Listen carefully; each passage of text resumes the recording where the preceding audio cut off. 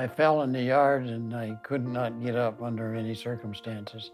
I laid in the yard for 4 hours. It was very difficult to leave the house, but I knew I couldn't live alone anymore.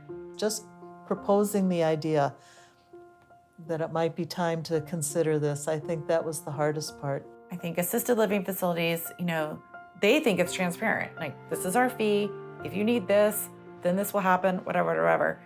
Families are coming into all of this for the very first time. It's very confusing, and there's a lot of emotional baggage.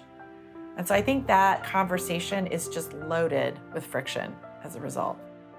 There's a very wide variety of service providers out there, and there are a lot of really good ones. They love what they do, and they really care about the populations that they serve, and they are under a lot of pressure. They have a lot of rules that the assisted living facilities have to follow. Sometimes when you're following rules like that, it constrains your ability or your willingness to kind of take risks and do things that are innovative. I think what's needed to be innovative, first of all, is passion, to really care what it is that we're doing. Because when you care, then you're looking for better ways to do things. And one example is our Arts and Lifelong Learning program.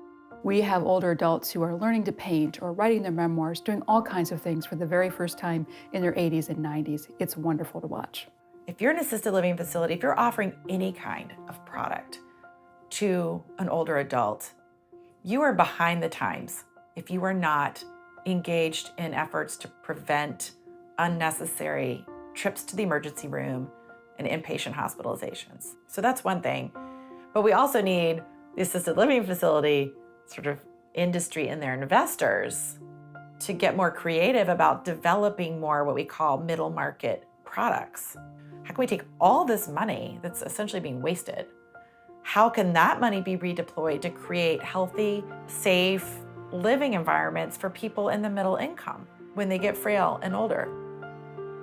The biggest challenge that assisted living facilities face, above and beyond all else, is in recruiting and retaining a high-quality workforce. So if you like them and you are having a good experience, just be very mindful that it's important to recognize the work that they're doing. You're part of the recruitment team now. It's very important to recognize the hard work that they do. They're my friends and they're my protectors, but they all take such pride in their work.